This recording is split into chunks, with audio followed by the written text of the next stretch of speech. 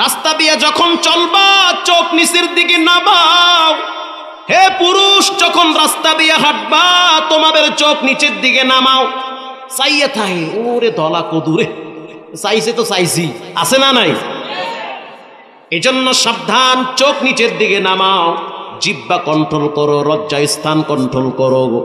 তুমি যখন একটা মেয়ের দিকে তাকাও, ওই মেয়েটার ভাই যেমন তার কাছে অপছন্দনীয় মনে হয়, ঠিক তেমনি ভাবে তোমার বোনের দিকে আর একজন তাকাইলেও তো তোমার কাছে খারাপ লাগবে।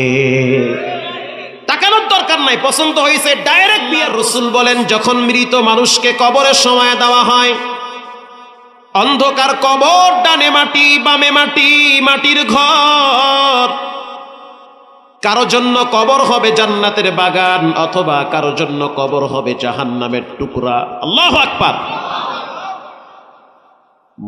নাফরমান মুদ্দারের চিৎকার দুনিয়ার পশু পাখি শুনতে পায়, কিন্তু মানুষ শুনতে পায় না। কোন বদকার, বেনামাজি, হারামখোর যখন কবরে যায়, তার চিৎকারের আওয়াজ পশু পাখি শুনতে পায়, কিন্তু মানুষ শোনে না। রাসূল বলেন যদি মানুষ শুনতো তাহলে মানুষ কোনোদিন কাজ করতে পারতো না। সব কিছু ফালায় রাইখা জংলায় গিয়া কাঠ কাইটা নিজের জীবন চালাইতো, আর সেজদায় পড়ে বলতো রব্বানা মা খালাকতা হাযা বাতিলান সুবহানাকা ফাকিনা আযাবান নার। আয় আল্লাহ, আপনি আমাদেরকে জাহান্নামের আগুন থেকে বাঁচান। আল্লাহু আকবার।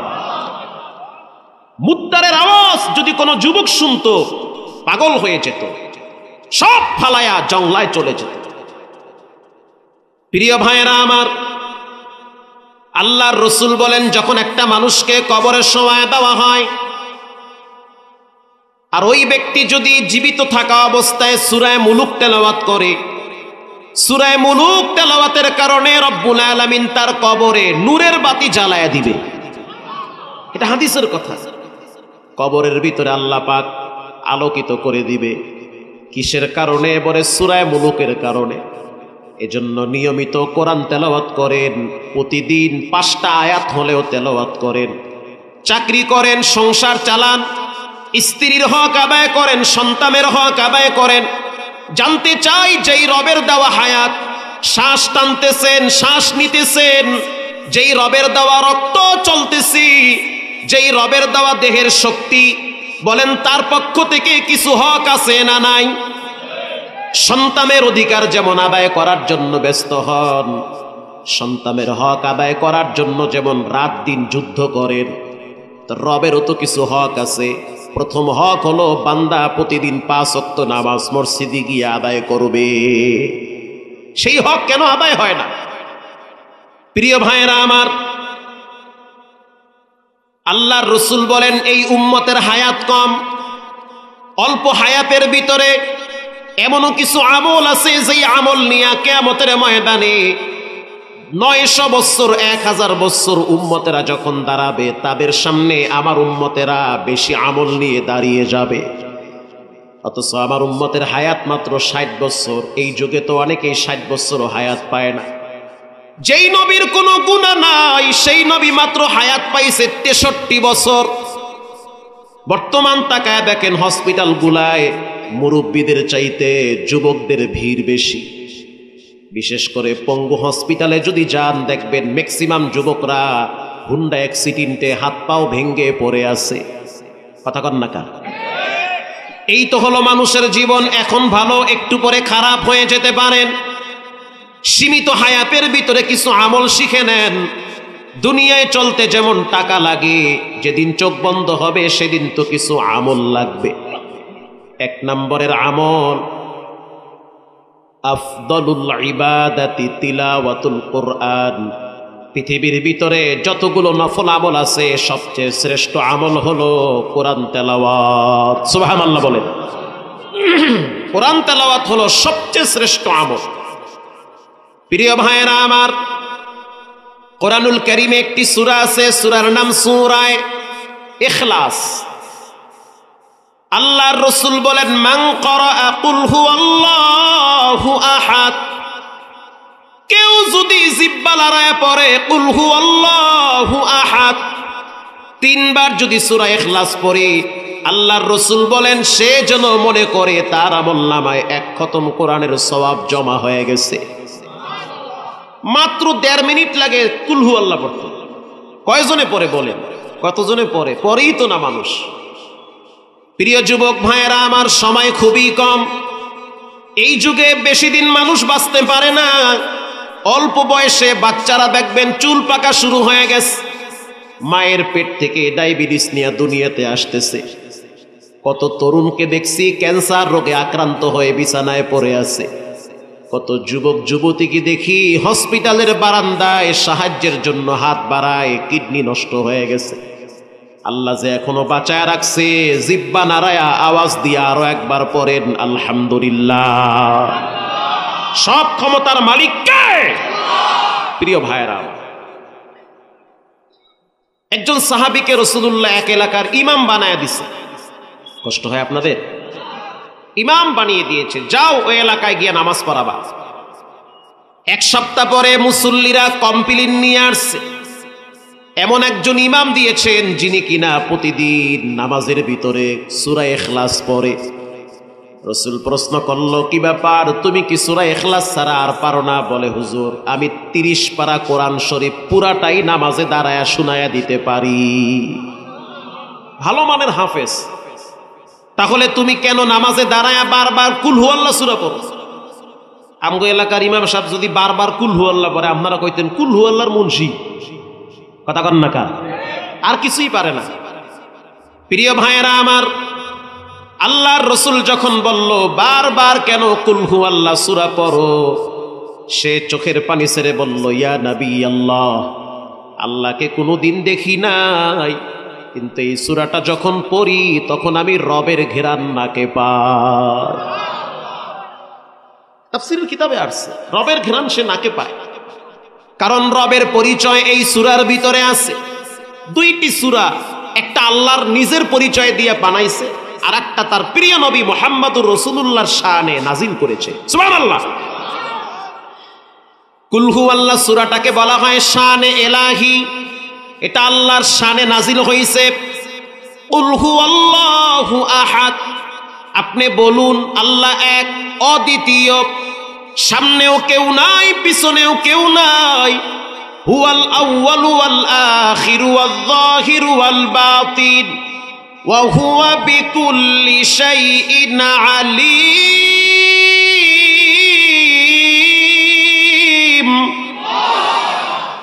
हर के दारत खौफे हक दर दिल मदम जन्नतुल मावा देहा दूरा मकाम। আল্লাহ এক, অদ্বিতীয়। আল্লাহুস সামাদ, আল্লাহ কারো কাছে ঠেকা না। পৃথিবীর সবাই একজনের কাছে ঠেকা, তিনি হলেন কে? তিনি হলেন আল্লাহ। লাম ইয়ালিদ ওয়া লাম ইউলাদ, আল্লাহ কাউকে জন্ম দেয় নাই, তাকেও কেউ জন্ম দেয় নাই। ওয়ালাম ইয়াকুল লাহু কুফুয়ান আহাদ, আল্লাহর সমকক্ষ পৃথিবীতে কেউ আছে? তাহলে পুরা সূরাটা কার জন্য নাজিল করেছে? জোরে বলেন, কার জন্য? আল্লাহ তার নিজের জন্যই নাজিল করছে। এজন্যই সাহাবী বলেন, এই সূরা যখন আমি নামাজে তেলাওয়াত করি তখন আমি রবের ঘিরান পাই। বান্দার রবের পরিচয় পাইতে গেলে দূরে যাওয়া লাগবে না, নিজের দিকে তাকাইলে তো রবের পরিচয় পাওয়া যায়। একটা মানুষ যখন হাত দিয়া কাজ করে হাত ব্যথা হয়, পা দিয়া পেট্রোল দিলে পায়ের গোড়া গিরা ব্যথা হয়, মাথায় বস্তা নিয়ে চললে মাথা ব্যথা হয়, লম্বা টাইম গাড়িতে বসে থাকতে থাকতে মাজা ব্যথা হয়, কোমর ব্যথা হয়। কিন্তু আল্লাহর কসম দিয়া বললাম, একটা গাড়ি চলতে গেলে তো পানি লাগে, অকটেন লাগে, ডিজেল লাগে, মোবিল লাগে, গিয়ার অয়েল লাগে। এরপরে গাড়িটা তাও আবার স্টার্ট দিতে একজন ড্রাইভার লাগে। এই যে হায়াত নামের রেলগাড়ি, তোমারও চলে আমারও চলে, এই গাড়িটার পেট্রোল কে দেয়, অকটেন কে দেয়, ডিজেল কে দেয়? বুঝতে হবে দুনিয়ার কেউ দেয় না, দেয় একজন, তিনি হলেন কে? ইয়াসআলুনাকা আনির রূহ,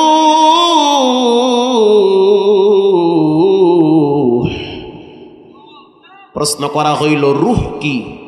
হে নবী, রূহটা কি? এই যে আমরা কথা বলি, হঠাৎ দেখি একজনে কথা কইতে পারে না, আবার হঠাৎ কথা বন্ধ হয়, আবার হঠাৎ মারা যায়, হঠাৎ দেখি জিব্বা বাইরে জায়গায় শেষ। ভালো যুবক হঠাৎ মরে, ভালো মানুষ হঠাৎ স্ট্রোক করে, কি সমস্যা কি?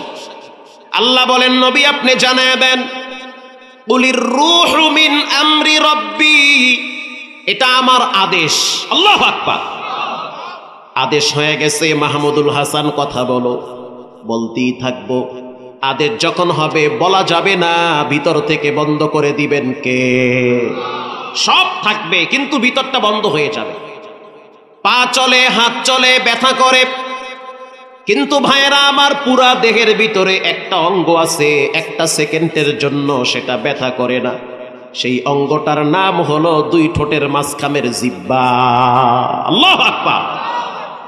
এই যে ঘন্টার পর ঘন্টা চিল্লাই, কখনো গলা ব্যথা করে, মাথা ব্যথা হয়, কিন্তু আল্লাহর জাত ও সিফাতের শপথ, একটা সেকেন্ডের জন্য জিহ্বা ব্যথা হয় না। কেন হয় না? এর অন্যতম একটি কারণ হলো বান্দা আনলিমিটেড হিসাব ছাড়া জিহ্বা লড়ায়া লড়ায়া আল্লাহর জিকির করবে, জিহ্বা লড়ায়া লড়ায়া কোরআন তেলাওয়াত করবে। গালি দেওয়ার জন্য জিহ্বা বানায় নাই, চায়ের দোকানে বসে বসে আর একজনের সমালোচনা করার জন্য জিহ্বা বানায় নাই। জিহ্বা এজন্য বানানো হয়েছে, জিহ্বা লড়ায়া শুকর আদায় হবে একজনের, তিনি হলেন কে? কত মানুষের জিহ্বায় ক্যান্সার হয়ে যায়, কত মানুষ জিহ্বা দিয়ে আর আওয়াজ দিতে পারে না। হাযা মিন ফাদলি রব্বি, রবের দয়া আপনার প্রতি যে আল্লাহ আপনাকে এখনো কথা বলার শক্তি দিয়েছে। প্রিয় ভাইয়েরা আমার, এজন্য সবচেয়ে শ্রেষ্ঠ ইবাদতের নাম হলো কোরআন তেলাওয়াত। করবেন তো ইনশাআল্লাহ? দৈনিক 2টা আয়াত হইলেও তেলাওয়াত করবে। আগের যুগের মা বোনরা তো পেটে বাচ্চা নিয়ে কোরআন তেলাওয়াত করত, আর এখনকার যুগের মা বোনেরা পেটে বাচ্চা নিয়ে টিকটক বানায়। আরো জোরে বলেন। আগের যুগের বাচ্চারা পেটে থাকা অবস্থায় 2-4 পারা মুখস্থ করে মায়ের পেট থেকে দুনিয়াতে আসে। আর এখন এমন একটা যুগ পার করতেছি, আমাদের মা বোনেরা পেটে বাচ্চা নিয়ে ফেসবুকে পেট সহ সুবহানাল্লাহ সারিয়া দেয়। পেট সহ সারিয়া দেয় যে কিও সুবহানাল্লাহ, আলহামদুলিল্লাহ। আলহামদুলিল্লাহ কয় আবার, কি ব্যাপার? আগত বাচ্চার নাম কি, নবাগত বাচ্চার নাম কি রাখবেন? ইমাম সাহেবের কাছে গিয়ে বলে, হুজুর দোয়া কইরেন, আমার একটা পোলা আইতে আছে। কি নাম তোমার পোলার? কয় নাম রাখবো তুফান। যেই কইছে তুফান, হুজুরে করছে কি, মারছে দৌড়। তো হুজুর হাদিয়া দেবো তো জান কই? কয় তুফানে আমার ঘর ভাঙছে 13 বার। বলেন তুফান মার্কা মানুষ সমাজে আছে না নাই? আগের যুগের মারা পেটে বাচ্চা নিয়ে কোরআন তেলাওয়াত করত, জিকির করত।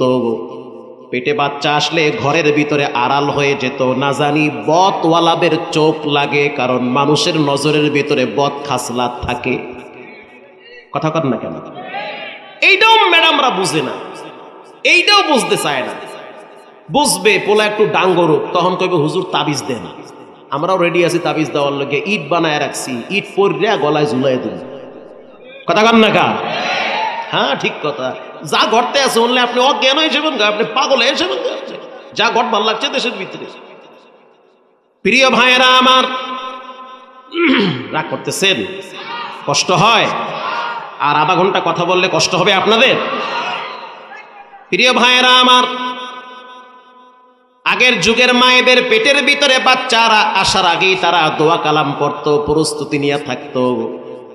মায়ের কোনো খারাপ আচরণের কারণে না জানি বাচ্চার উপরে প্রভাব পড়ে। নিয়ম হলো মায়েদের পেটে যখন বাচ্চা আসবে, অথবা মা যখন প্রেগনেন্ট হবে, গর্ভবতী হবে, তখন তার উচিত ঘরের ভিতরে একটু আড়াল হয়ে যাওয়া।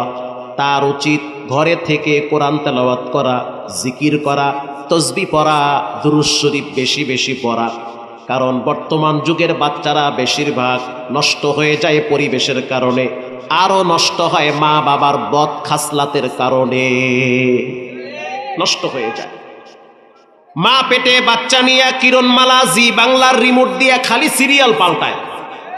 ওই বাচ্চা দুনিয়াতে আসার পর পাবজি আর ফ্রি ফায়ার নিয়ে সারাদিন দোকানে বইয়া থাকবে। এজন্য মা বোনেরা সাবধান, সাবধান, পেটে বাচ্চা নিয়ে নাচানাচি করবেন না, ধরা খাবেন। পেটে বাচ্চা নিয়ে টিকটকে আইসা লাইফে নাচবেন না, ধরা খাওয়া লাগবে। কারণ রাসূল বলেছেন মানুষ চোখ দিয়া মানুষকে খায়া ফেলাইতে পারে। যত দিন যায় জাদু, কালা জাদু, ম্যাজিক জাদু আছে না নাই? জাদু কইরা মানুষ মানুষকে শেষ করে ফেলে। আপনি বলবেন কি লেগে জাদু করে? আরে ভাই, জাদু ঠেকাবার জন্য তো আল্লাহ আপনাকে কোরআন থেকে 2টা সূরা দিছে, সূরায়ে নাস আর ফালাক। নিজে পড়েন, ফু মারেন, বাচ্চারে পড়ায়া ফু দেন, বউরও কন তুইও ফু মার, কথা কন না কা? তো এইটা তো করেন না। ঘরে ঢুকে কন তাড়াতাড়ি ম্যাচ দিয়ে বিড়ি একটা ধরাই। আর ম্যাডামকে আমিও ব্যস্ত, সিরিয়াল মিস হইতে আছে। পলায়কে কিও তুমি কই? বাবা আমার সোনামণি কই? কয় হে তো পাশের রুমে পাবজি লইয়া হইয়ে রইছে। এই হলো আমাদের ঘর। ঘর জাহান্নামের আগুন হয়ে গেছে, অশান্তির আগুনে জ্বললে পুইরে পাবলিক শেষ। একটাই কারণ, কোরআনের শিক্ষার অভাব। ধর্মীয় শিক্ষা নাই, শিখায় না আব্বা আম্মা। প্রিয় ভাইয়েরা আমার, বিখ্যাত মুহাদ্দিস আব্দুল্লাহ বিন মুবারক রাহমাতুল্লাহি আলাইহি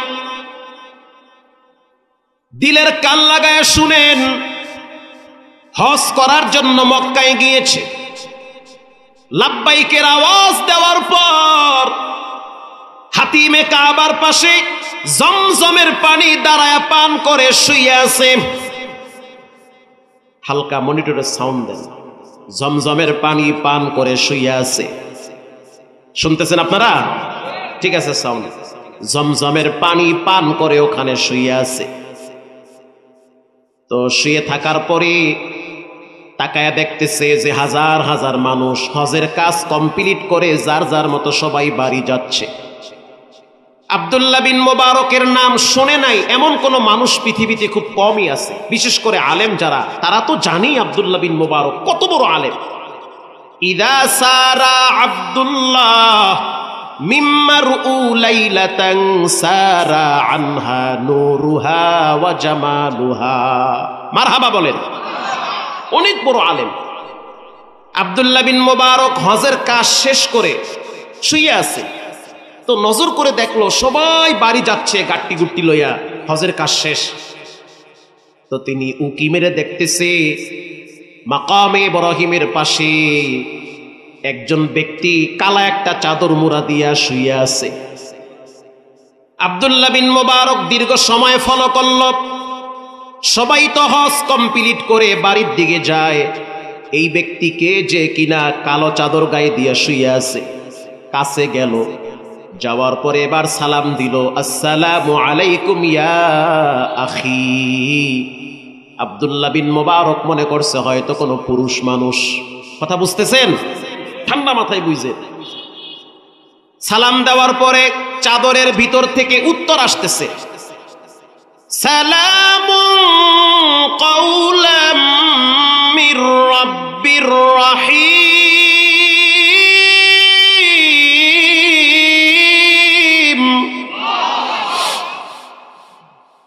সালাম দেওয়ার পরে উত্তর আসলো কোরআনের একটি আয়াত, সালামের উত্তর।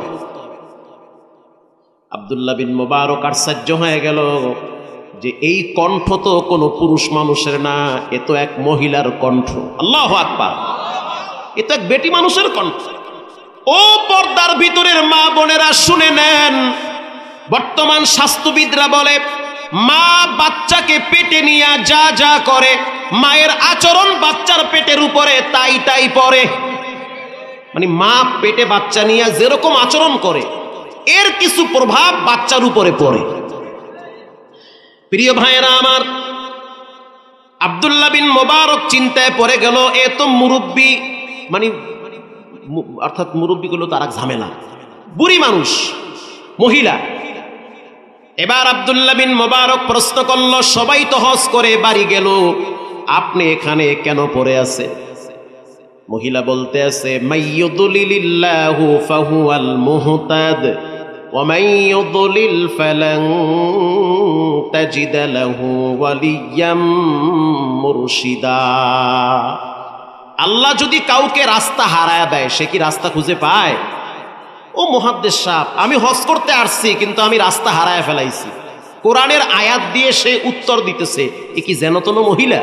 এ তো সেই মহিলা। প্রিয় মা বোনেরা, দিলের কান লাগায় শুনেন, আপনারাও মা তারাও মা, আপনারাও মহিলা তারাও মহিলা। আগের যুগের মহিলাদের পেট থেকে নবীরা আসতো, ইমামে আজম আসতো, মুহাদ্দিস দেহলভী আসতো, ইমাম মালিক আসতো, ইমাম বুখারী আসতো। এই যুগের মায়েদের পেট থেকে পরিমণি আসে। সমাজটাকে নষ্ট করে ফালাচ্ছে। বাবায় লজ্জায় মুখ দেখাইতে পারে না, মানুষে কয় হের মাইয়ায় ছবি করে, দেখ হের ছবি। আর সে গর্ব করে বলে যে আমি হাজি সাহেব। ও তো হাজি না, হাজি নামের পাজি। কিসের হাজি? মাইয়া বলা কন্ট্রোল নেই, আবার হাজি। প্রিয় ভাইয়েরা আমার,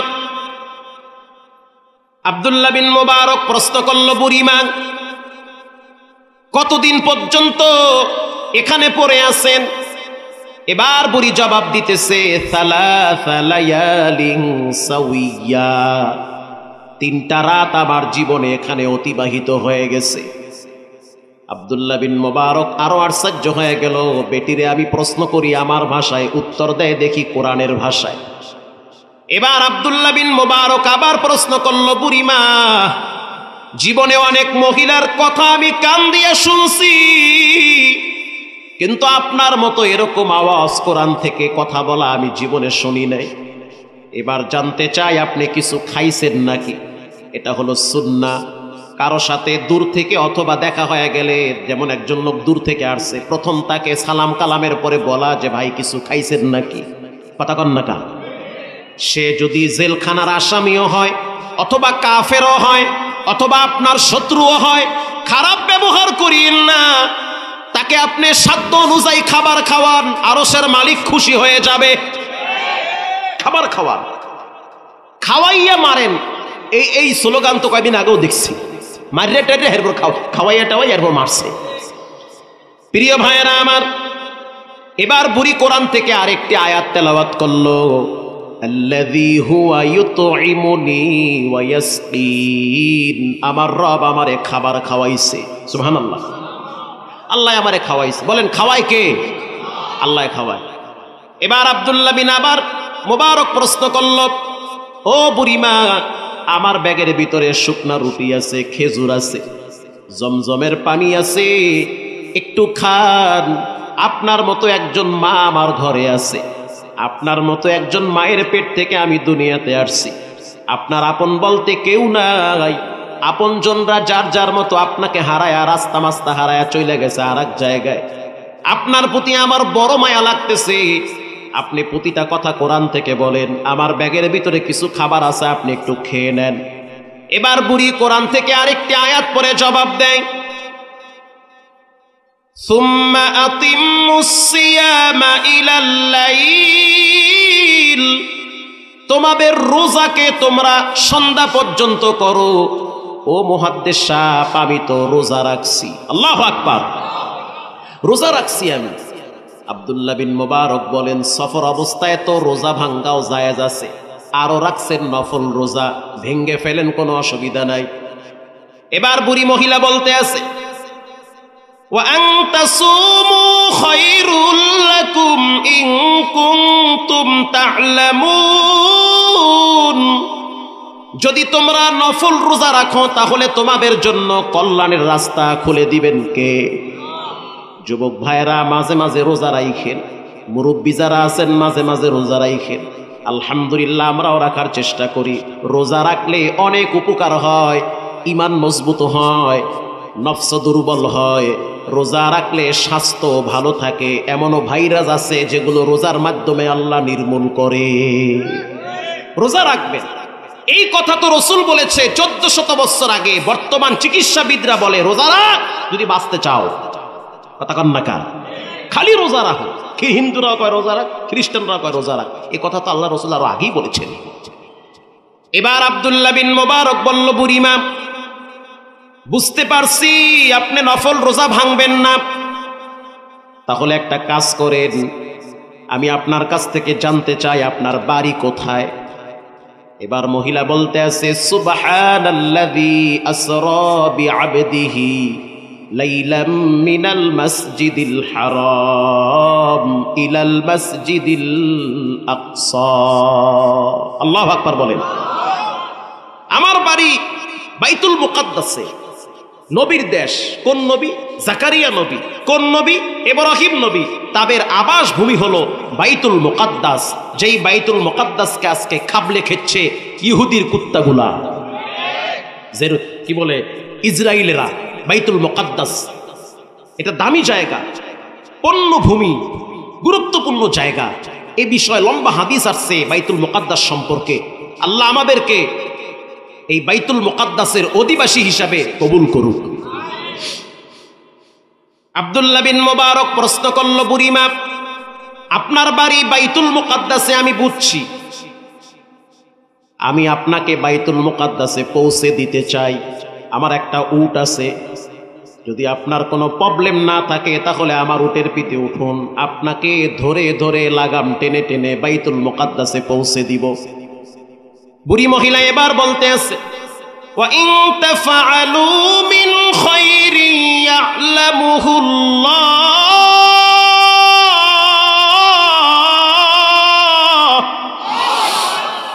আব্দুল্লাহ বিন মুবারক বুঝতে পারলো যে বুড়ি মহিলা সম্মতি দিয়েছে।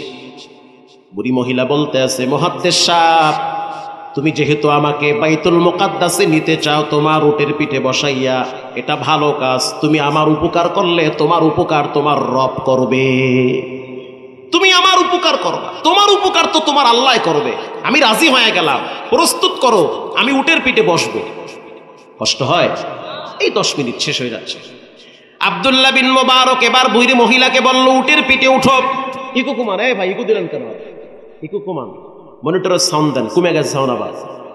আব্দুল্লাহ বিন মুবারক বলল, বুড়িমা উটের পিঠে উঠুন। এবার যখন উটের পিঠে উঠল, উঠার সময় পা যখন বাড়াইল, আব্দুল্লাহ বিন মুবারক তার পায়ের দিকে তাকায় আছে। আগের যুগের মহিলাদের ভিতরে আত্মমর্যাদা, গায়রাত ছিল, আর এখনকার যুগের মা বোনদের ভিতরে আত্মমর্যাদা, গায়রাত অনেকেরই নাই। আত্মমর্যাদা, গায়রাত কেন? পরপুরুষ আমাকে দেখবে, আনা উচিত আছে নাই? এই আত্মমর্যাদা একের জায়গায় বেগায় উল্টোই হেলায় সব। প্রিয় ভাইয়েরা আমার, এলাকার মা বোনেরা ভালো করে শুনে নেন, একজন বুড়ি মহিলা, তার ভিতরে কি পরিমাণ আত্মমর্যাদা, গায়রাত। যখন আব্দুল্লাহ বিন মুবারক বুড়ি মহিলার পায়ের দিকে তাকাইল, তখন বুড়ি মহিলা ধমকের সুরে বলল, কুল্লিল মুমিনিনা ইয়াগুদ্দু মিন আবসারিহিম। এই মুহাদ্দিস সাহেব, চোখ ছড়ায় ফেলাও। কেন তুমি আমার পায়ের দিকে তাকায় আছো? আল্লাহু আকবার বলেন। আব্দুল্লাহ বিন মুবারক আরো আশ্চর্য হয়ে গেল, কয় কি? আমি তো এই জন্য আপনার পায়ের দিকে তাকাই আছি, না জানি আপনি পোল্ডি খেয়ে পড়ে যান, আপনি বুড়ি মানুষ, না জানি উঠতে গিয়ে আপনি হোঁচট খান, এজন্য আমি আপনার পায়ের দিকে তাকাই আছি। মহিলা বলতে আছে, বাবা তুমি তোমার চোখ সরাও, পড়লে পড়মু, মরলে মরমু, হেডা আমি বুঝমু। আল্লাহু আকবার বলেন। চাওয়া লাগবে না, তুমি চোখ ঘুরাও। এটা কোরআনের কথা। হে পুরুষের দল, নারী যখন রাস্তা দিয়ে হাঁটবে তখন তোমরা তোমাদের চোখের হেডলাইট নিচে নামায়া দাও। হে নারীর দল, রাস্তা দিয়ে যখন তোমরা হাঁটবা, ওয়াকুল্লিল মুমিনাত, তোমাদের চোখের হেডলাইট পুরুষদের থেকে নিচে নামাও। নারী আর পুরুষের চোখের হেডলাইট যদি নিচে নামায়া দেয়, বিশ্বাস করেন অ্যাক্সিডেন্ট হবে না। 2 ট্রাকওয়ালা যাইতেছে, 2 জনই হেডলাইট দিছে 2 ট্রাকের ড্রাইভারের চোখের দিকে, দেখবে চোখে কিছু, অত আর এক দিকে যাইবে। রাস্তা দিয়ে যখন চলবা, চোখ নিচের দিকে নামাও। হে পুরুষ, যখন রাস্তা দিয়ে হাঁটবা, তোমাদের চোখ নিচের দিকে নামাও। চাইয়ে থাকে, ওরে দলা কদুরে, চাইছে তো চাইছি, আছে না নাই? এজন্য সাবধান, চোখ নিচের দিকে নামাও, জিহ্বা কন্ট্রোল করো, লজ্জা স্থান কন্ট্রোল করো। তুমি যখন একটা মেয়ের দিকে তাকাও, ওই মেয়েটার ভাই যেমন তার কাছে অপছন্দনীয় মনে হয়, ঠিক তেমনি ভাবে তোমার বোনের দিকে আর একজন তাকাইলেও তো তোমার কাছে খারাপ লাগবে। তাকানোর দরকার নাই, পছন্দ হয়েছে ডাইরেক্ট বিয়ার প্রস্তাব। এই ঘোষা মাজা ঠেলা ঠেলি আকাম বাদ দাও, বিয়া করো ইনশাআল্লাহ। বলে যেটি করছে হেডি বারবার কয় ইনশাআল্লাহ। আকাম বাদ দাও, বহিত পন্থায় বিয়ে শাদী করো, আল্লাহ তৌফিক দান করেন। প্রিয় ভাইয়েরা আমার, খারাপ বললাম নাকি আমি?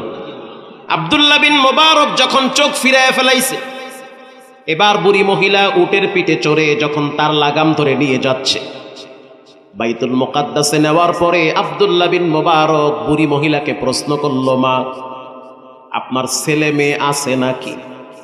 মহিলা এবার কোরআন থেকে জবাব দেয়, আল মালু ওয়াল বানুনা জিনাতুল হায়াতিদ দুনিয়া ওয়াল বাকিয়াতুস সালিহাত। সন্তান সম্পদ এগুলো কার নেয়ামত? আল্লাহ আমারেও দিচ্ছে, মারহাবা বলেন। মানে বুড়ি মহিলা বলতেছে, সন্তান সম্পদ আল্লাহর দেওয়া নেয়ামত। সন্তানের দিকে বাবায় তাকাইলে বাবার দিল শান্ত করে দেয় কে? সন্তান। এটা আল্লাহর পক্ষ থেকে এক নেয়ামত। সারাদিন কষ্ট করার পর যখন বাবায় ঘরে গিয়া বাচ্চার চেহারা দেখে সারা দিনের কষ্ট বাবায় ভুলে যায়। আর এই সন্তান বড় হওয়ার পরে যদি টাকার গরমে, ক্ষমতার গরমে মা বাবারে বৃদ্ধাশ্রমে পাঠায় দেয়, বুঝতে হবে অসভ্য কুলাঙ্গার সন্তান। এত কষ্ট করে মা বাবায় ছেলে মেয়েকে বড় বানায়, যার বাচ্চা হয়েছে সে বুঝে কি কষ্ট করা লাগে ছেলে মেয়ের জন্য। এই ছেলে মেয়ে এক সময় যদি মা বাবাকে অবহেলা করে, এই বাবার দুঃখ পৃথিবীতে কেউ বুঝে না। আব্দুল্লাহ বিন মুবারক রাহমাতুল্লাহি আলাইহি বলল, আপনার নাম কি? মাইয়া বলার নাম কি বলেন? ওরে আল্লাহ, মুহাদ্দিস খালি পেশায়। ছেলে মেয়ের নাম কি বলেন? এবার বুড়ি মহিলা কোরআন থেকে তার সন্তানের নামগুলা বলে, শুনবেন আপনারা। ইয়া ইয়াহইয়া খুযিল কিতাবা বিকুওয়াহ, ইয়া ইয়াহইয়া খুযিল কিতাবা বিকুওয়াহ। আমার বড় সন্তানের নাম হলো ইয়াহইয়া। সুবহানাল্লাহ বলেন। ইয়াহইয়া। আপনাদের সাভার স্থানে একজন সাহসী খতিব আছে, ইয়াহইয়া তকি, সাহসী মায়ের সন্তান, হক কথা বলে। কে রাগ করলো, কে বেজার হইল দেখার টাইম নাই। মারহাবা বলেন। আমাকে সিটি সেন্টার থেকে অনেকবার ডাকছে। সিটি সেন্টারের একজন আছে, অভি ভাই আছে না, অভি, আমারে চাদর হাদিয়া দিচ্ছে, চাদর, এরপরে আরো অনেক কিছু হাদিয়া দিছে, গাড়ির ভিতরে দিয়ে দিছে যে আমার এখানে আপনি জুমা পড়াবেন। আমি বলছি না, আমি ঢাকার একদম বুকে আছি, আমি এদিকে আসবো না। খুব অনুরোধ করছে আমাকে, আপনি সিটি সেন্টারে আসেন, যত টাকা লাগে আমি দিব। কত লাগবে আপনার বলেন আপনি? আমি বলছি হাদিয়া তো ওখানে 4 জুমা আমাকে 40 দেয়। সে বলছে আরো দিব আপনাকে। আমি বললাম টাকার জন্য খতিবগিরি করি না, যেখানে আমি হক কথা বলবো সেখানেই খতিবগিরি বলবো আমি। নাম হলো ইয়াহইয়া। দ্বিতীয় সন্তানের নাম কি বলেন? মহিলা এবার বলতে আছে, ইয়া যাকারিয়া ইয নাদা রাব্বাহু। দ্বিতীয় সন্তানের নাম হলো যাকারিয়া, একজন নবীর নামের সাথে মিলায়া রাখছে। সুবহানাল্লাহ। ওয়া কাল্লামাল্লাহু মূসা তাকলীমা। 3 নম্বর সন্তানের নাম হলো মূসা। ওয়াত্তাখাযাল্লাহু ইব্রাহিমা খলীলা। 4 নম্বর সন্তানের নাম হলো ইব্রাহিম। একবার নীলফামারী ওয়াজ করতে গেছি, খালেদ সাইফুল্লাহ আইয়ুবী সাহেব দামাত বারকাতুহু, উনিও ছিল। একটা বাচ্চা নিয়ে আসছে দোয়া করানোর জন্য, তাহানিক করাইতে। খুব ভালো এটা, বাচ্চা হওয়ার পরে ভালো আলেমদের কাছে নিয়ে তাহানিক করাইতে হয়, এটা রাসূলুল্লাহর সুন্নাহ। তো নিয়ে গেছে, দাদাই নিয়ে গেছে নাতিরে। এখন হুজুরের জিগায়, মাশাআল্লাহ খুব সুন্দর চেহারা, ও চাচা আপনার নাতির নাম কি? নাতির নাম হইছে, খুব ভালো নাম, একের নাম, কোরআন থেকে নাম রাখছে। আচ্ছা বুঝলাম তো নাম রাখছেন কোরআন থেকে, বলেন কি নাম? নাম হইছে হামান। হামান নাম রাখছে। এখন হুজুরে তো কয় ইন্নানিল্লাহ, ইন্নানিল্লাহ কি লেগে কইছে? এটা কোরআন থেকে রাখছে। হুজুরকে কোরআনে তো ফেরাউনের নামও আছে, এটা রাখেন নাই কে? বড় খারাপ ফেরাউন, ইন্নানিল্লাহ। হুজুর কোন কি? ফেরাউন তো মুসারে বহুত জ্বালাইছে। তো হুজুরে কইতে আছে, আরে আল্লাহ ফেরাউনের নাম রাখেন নাই, হামান রাখছে। লেখা আছে না হামান ওয়া ফিরআউন। তো মনে করছি ফেরাউন না দুনিয়ার খারাপ, হামান বুঝি কোনো আল্লাহর ওলি হইবে। বলেন নামে নামে জমে টানে কি টানে না? এদেশেও জমে টানছে। ধরেন একই নাম, একজন ব্যক্তির নাম, দুই পরে মামলা খায় একজনে, যে আকাম করছে যায় আর এক দেশে, একই নাম। এবার যখন মহিলা বলল আমার 4 সন্তান, 4 নম্বর সন্তানের নাম হলো ইব্রাহিম। আব্দুল্লাহ বিন মুবারক এ কথা শোনার পরে আশ্চর্য হয়ে গেল। এবার প্রশ্ন করলো, বুড়িমা রাগ করিয়েন না, জানতে চাই পুরা লম্বা সফরে আমি যত প্রশ্ন করেছি সবগুলা কথা আপনি কোরআন থেকে বলেন, এটা পাইছেনটা কি? একটা কথাও তো আপনার ভাষায় বলেন না, প্রতিটা কথা আপনি কোরআনের ভাষায় বলেন। আব্দুল্লাহ বিন মুবারকের কথা শুনে বুড়ি এবার কেঁদে দিয়েছে হাউমাউ করে, চোখের পানি ছেড়ে দিয়ে বলতে আছে, মা ইয়ালফিযু মিন কাউলিন ইল্লা লাদাইহি রাকীবুন আতীদ। কিয়ামতের ময়দানে প্রত্যেকটা কথার উপরে বিচার করবেন একজন, তিনি হলেন কে? পায়ে হাত দিয়া বলি, অনুরোধ করে বলি, অনার্থক কোনো কথা বলা যাবে না। কথা যদি বলতেই হয় 2-4টা কোরআন থেকে সূরা পড়েন। যেই জায়গায় সমালোচনা হয় ওই জায়গায় বসবেন না, যেই জায়গায় গীবতের আড্ডাখানা হয় ওখানে বসা যাবে। যেখানে বিভিন্ন রকমের কথা উঠে অ্যাভয়েড করে চলেন। এমনি তো আকাম করতে করতে জীবন শেষ, চলতে ফিরতে পাপের গাঁটটি জীবনের সাথে লেগে আছে। এজন্য অনুরোধ করে বলি, কথার কারণে অনেক মানুষ জাহান্নামী হবে, কথার কারণে অনেকে জান্নাতে যাবে। প্রিয় ভাইয়েরা আমার, জীবনে যত কিছুই করেন না কেন 2টা জিনিস মাথায় রাখবেন। 1 নম্বরে, জীবনে কোনোদিন নামাজ ছাড়ব না। নামাজ এমন একটা ইবাদত, আমার তেলাওয়াতের আয়াতে রব্বুল আলামিন বলেন ওয়া আকামুস সালাহ।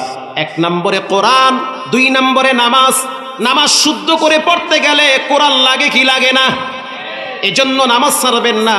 ইয়ং তরুণ যারা আছেন সতর্ক হয়ে যান, সাবধান হয়ে যান। বর্তমান কিন্তু রব যুবকদের উপরে অনেক সময় ক্ষিপ্ত হয়। কেন? রাত জেগে জেগে মোবাইল দেখে দেখে জীবনটারে নাপাক বানান, আর জানলার দরজার ফাঁক দিয়া রব্বুল আলামিন বাতাস পাঠায়া অক্সিজেন দিয়া তোমারে বাঁচায়া রাখে। কথা কন না কা? রাত্র 2টা-3টা পর্যন্ত মোবাইলের দিকে তাকাইয়া আছেন, কিন্তু খবর নাই আপনার রব আপনার দিকে তাকায়া আছে। কত যুবককে ঘুমের ভিতরে আগুনে পুড়ে কয়লা বানায়া দিয়েছে, কত যুবককে গাড়ি অ্যাক্সিডেন্টে হাত পাও ভেঙ্গে হসপিটালে ফালায়া রাখছে। অনুরোধ করে বলি, বিনয়ের সহিত বলি, জীবনে 2টা কাজ কখনোই অবহেলা করবেন না। 1 নম্বরে নামাজ ছাড়ব না, 2 নম্বরে জীবনে কোনোদিন মা বাবার সাথে বেয়াদবি করবেন না। মা বাবা এক অমূল্য সম্পদ, দামি সম্পদ, পাওয়ার হাউস। পাওয়ার হাউস যদি ঠিক না থাকে মাইক চলবে। কথা কন না কা? মা বাবা এমন এক অমূল্য সম্পদ, সুখের দিনে বাবায় নাই কিন্তু দুঃখের দিনে বাবায় কষ্ট করছে। এখানে এমন মানুষ আছে বাড়িওয়ালা, অথচ বাবায় এক সময় কষ্ট করে করে ছেলে মেয়েরে লেখাপড়া করায় বড় বানাইছে, শিক্ষিত বানাইছে। ওই সময় ঘর ছিল না, বস্তিখানার মতো ছিল। আর এখন সন্তানের কোটি টাকা আছে, এসি আছে, ফার্নিচার আছে, সোফা আছে। তাকায়া দেখে সবাইরে দেখি, কিন্তু আব্বার চেহারা দেখা যায় না। বাবা না থাকলে আপনি করবেন কি? কবরের পাশে দাঁড়ান, সূরা ফাতিহা পড়েন, সূরা ইখলাস 3 বার পড়েন।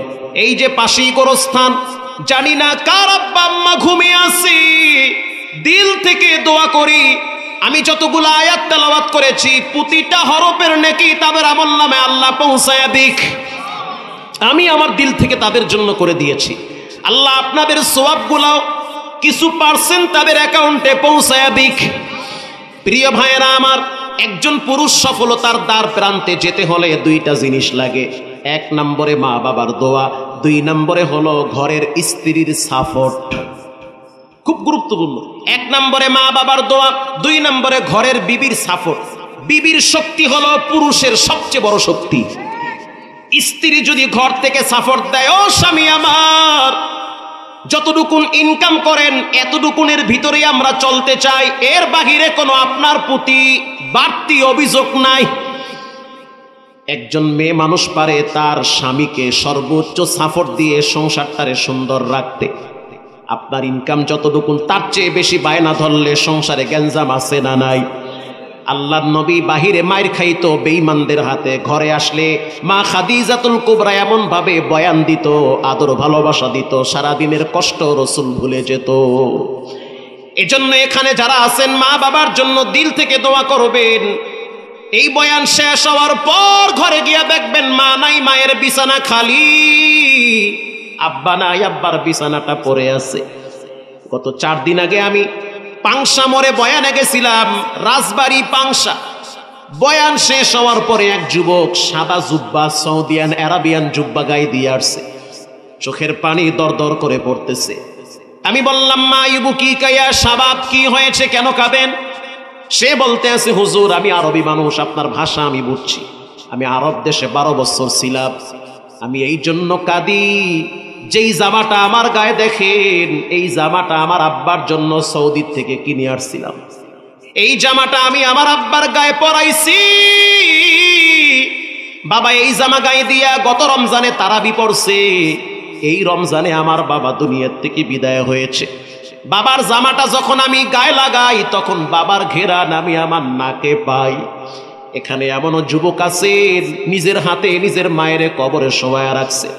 ওই যে গ্রামে মায়ের কবর পড়ে আছে, মাঝে মাঝে একটু যান, মায়ের কবরের পাশে একটু দাঁড়ান, চোখ বন্ধ করে দেখবেন আপনার মায়ের চেহারাটা চোখের সামনে ভাসতেছে। দিল থেকে কান্না করবেন আর দোয়া করবেন, রব্বির হামুহুমা কামা রব্বায়ানি সগীরা। এই মজমায় অনেক এতিম বসা আছে, দেখবেন হঠাৎ মায়ের চেহারাটা চোখের সামনে ভাসে। এখন আর আপনাকে কেয়ার করার মতো কেউ নাই। মা বাবা থাকলে বারবার বলতো, বাবা তুই কেমন আছো? বাবা থাকলে বারবার বলতো, তুই কোথায় আছো, ঘরে না বাইরে, কেন তোরে দেখি না? সন্ধ্যা হয়ে গেছে, বন্ধু বান্ধবের সাথে আড্ডা মারবি না? তুই বুঝি কিছু খাও নাই, তোর শরীরের প্রতি যত্ন নিবি? এই কথাগুলা মা বাবা সবচেয়ে বেশি বলতো। এখন দেখবেন আপনাকে কেয়ার করার মতো কেউ নাই, সবাই খালি অভিমান করে। কথা কন না কার? সবার রাগ খালি আপনার উপরে, স্ত্রীও রাগ করে, বাচ্চারাও রাগ করে। শান্তি মতো কারো কাছে গিয়া যে 10টা মিনিট বসবেন আর বলবেন একটু আমার জন্য দোয়া করেন, ওই লোক আর নাই। একমাত্র মা বাবা ছিল। মা থাকলে মায়ের কাছে গিয়ে একটু বইসেন, চুপচাপ বইসে একটু দোয়া নিয়েন আর বলবেন, ও মা, জীবনে অনেক অপরাধ করছি, তোমার অভিশাপ নিয়ে আমি কবরে যাইতে চাই না, আমার জন্য একটু দোয়া করো। বেয়াদবি হয়ে গেলে ক্ষমা করে দাও। দেখবেন মা তো মুহূর্তের ভিতরে বাচ্চাদের মতো আচরণ শুরু করে দিবে, বলবে, যা, তোর প্রতি কোনো রাগ নাই। আল্লাহু আকবার। একেই বলে মা। বাবার সাথে যদি আপনার দূরত্ব থাকে, বাবার কাছে একটু যান। যদি লজ্জা লাগে তো টেলিফোন দেন। টেলিফোন দেওয়ার পরে বাবারে বলবেন, আব্বা আমাকে আপনি মাফ করে দিয়েন, হয়তো ভুল বোঝাবুঝি হতেই পারে, মাফ করে দিয়েন, এতটুকুন বলবেন। দেখবেন বাবার ভিতরে পাথরের মতো যেই জ্যাম ছিল ওটা আল্লাহ কাটায় দিবে, কারণ রক্তে রক্তে টান লাগায় দেয় কে? যুবক ভাইয়েরা আমার, মুরব্বী বাবারা, যাদের মা বাবা বেঁচে আছে, দোয়া নেন, বরদোয়া নিয়েন না, অভিশাপ নিয়েন না। আল্লাহর রসুল বলেন 3 জিনিস আল্লাহর কাছে প্রিয়। বিররুল ওয়ালিদাইন, যেই সন্তান মা বাবার সাথে সুসম্পর্ক রাখে। মক্কায় গেছি হজ করতে, আল্লামা তাফাজ্জুল হক রাহিমাহুল্লাহু তাআলা মুহাদ্দিস সাহেব সিলেটের, উনিও তখন হজের সফরে ছিল 2016 সালে। হজের সফর শেষ করার পরে সিঁড়ির গোড়ায় বসে দেখলাম যুবক বসে বসে অজরে কাঁদতেছে। তার কাজ হলো বাইতুল্লাহর গিলাফ পরিষ্কার করা, কিন্তু মনের ভিতরে এক পাথর, কি যে কষ্ট। কিছু বাঙালিরা তাকে প্রশ্ন করলো, কি ব্যাপার, এত কেন কাঁদো? আমাদের সামনে দেখতেছি অনেক যুবকরা মাকে ঘাড়ে নিয়ে তওয়াফ করে। আল্লাহু আকবার। বৃদ্ধ বাবারে ঘাড়ে করে তওয়াফ করে, মাকে মাথায় নিয়ে তওয়াফ করতেছে। লাব্বাইক আল্লাহুম্মা লাব্বাইক। মা দোয়া করে কাবার দিকে ফিরে, আর বাচ্চা সন্তান মাকে মাথায় নিয়ে যখন হাত বাড়াইছে, ও মালিক তুমি আমার সন্তানকে কবুল করো। সন্তান বলে আমিন। আল্লাহু আকবার। এই দৃশ্য দেখার পরে যুবকের কলিজাটা ভেঙ্গে চুরমার হয়ে গেছে। প্রশ্ন করা হইল, কি হয়েছে? বলে 10 বছর মা বাবার সাথে কোনো সম্পর্ক নাই। আব্বা আম্মা কেমন আছে, কোথায় আছে তাও তো জানি না।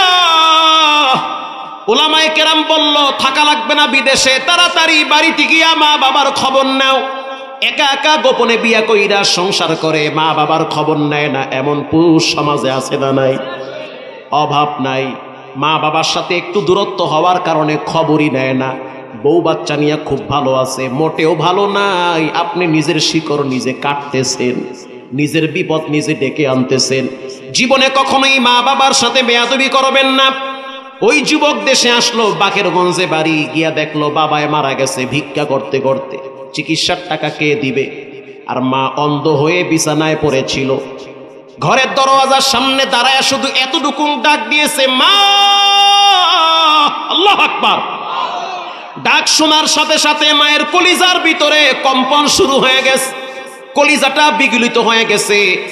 অন্ধ মানুষ চোখে দেখে না, দরওয়াজার সামনে ধাক্কা মাইরা বলতে আছে, আব্দুর রহমান তুই কি আসছো? অতীতে যত রকমের কষ্ট দিয়েছো আমি সব ভুলে গিয়েছি। একই বলে মা। প্রিয় ভাইয়েরা আমার, এজন্য একটা পুরুষের জন্য সবচেয়ে গুরুত্বপূর্ণ দুইটা জিনিস দরকার। এক নম্বরে মা বাবার দোয়া, দুই নম্বরে নেককার স্ত্রী। যারা বিবাহ করেন নাই দেখে শুনে বুঝে তারপরে বিবাহ করবেন। যেই মেয়েটা বলবে নামাজ ভালো লাগে না, দাড়ি ভালো লাগে না, টুপি ভালো লাগে না, ওই মেয়ের কাছেও যাইয়েন না। 2 দিন পরে বলবে তোমারেও ভালো লাগে না। এটাই বাস্তব। আপনি আজকে দাড়ি রাখেন নাই, 2 দিন পর তো রাখবেন, কথা কন না কা? কিছুদিন পর তো নামাজ ধরবেন, কিছুদিন পর তো আপনি জুব্বা পরবেন, কিছুদিন পর আপনি হজ করবেন।